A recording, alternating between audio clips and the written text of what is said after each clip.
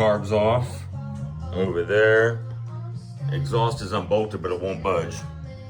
So I'm gonna go ahead and unbolt the manifolds. Had to undo the linkage right here that connects to that rod right there. And just hold on with that clip right there. Choke cable and fuel line, and that's it.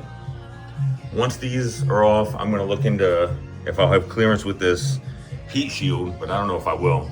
I'm gonna end up running an electric pump when I convert over to 12 volt, I've decided. And then I won't have to worry about it. I'll be able to put a block off plate on there and call it a day. So 13 bolts, nuts rather.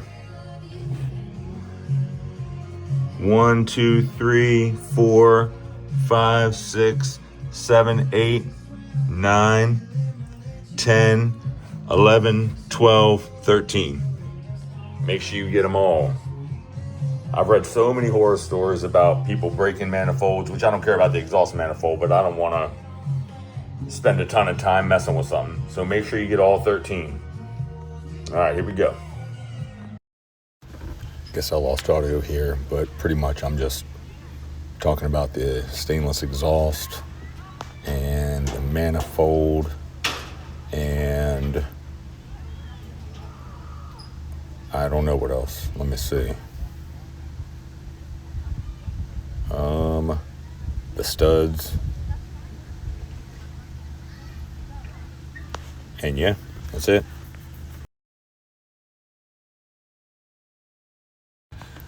Oh, and why I couldn't get the pipe off with the exhaust manifold still on. It has that flange or lip or whatever that goes up inside the manifold, and I didn't realize that. I was trying to slide it forward instead of up and forward.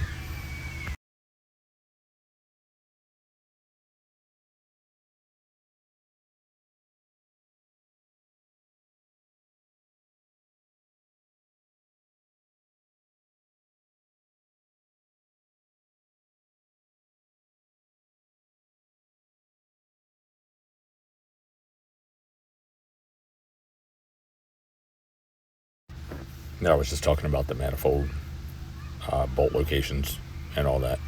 Nothing important.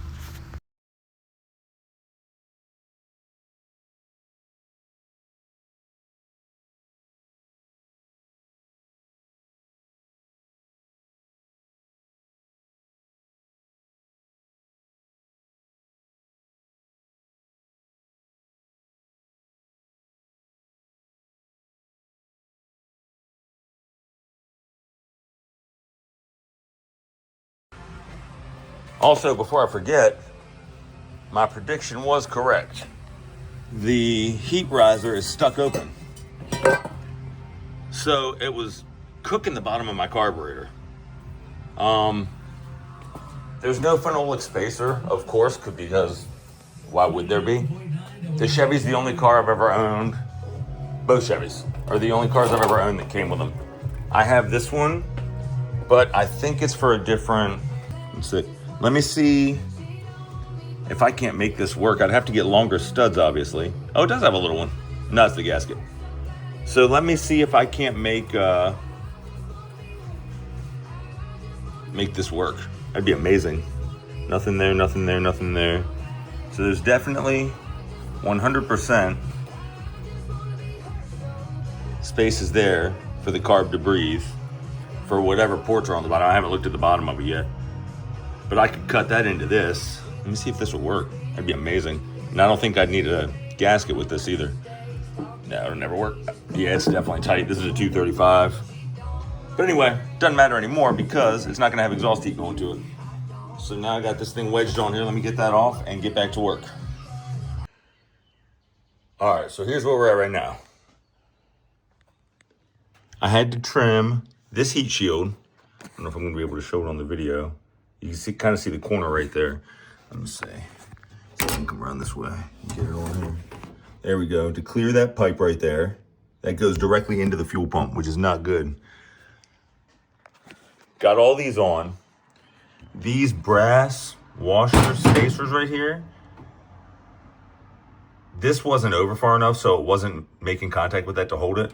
So I took one of these washers, don't know what size it is, probably looks like about an inch, and I turned it into this so that it overlaps perfectly right there.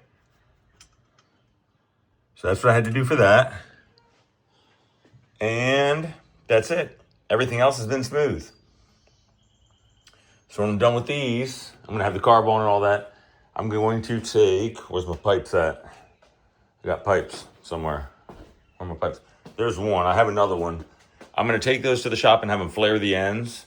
And I'm just gonna run them straight down. And I'm gonna drive to the shop that way and let them do their thing with the exhaust. Fuel pump, I'm not sure how that's gonna work. We'll see.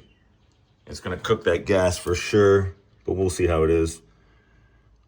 But yeah, that's where we're at right now. To be continued. And there we have it. They're on, they're torqued down. That piece I made right there, if you can see it, worked like a charm. Everything's good to go. No more heat going to the bottom of the carb, which isn't necessary anyway. I drove my Bel Air and the shoebox in dead of winter, 10, 15 degrees, and had not a single issue without heat to the carb. So, doesn't make a difference. Why they didn't have this outlet over here, I don't know. That's whatever. I guess that's how Fenton made it. And these guys repopped it from Fenton. But there we are.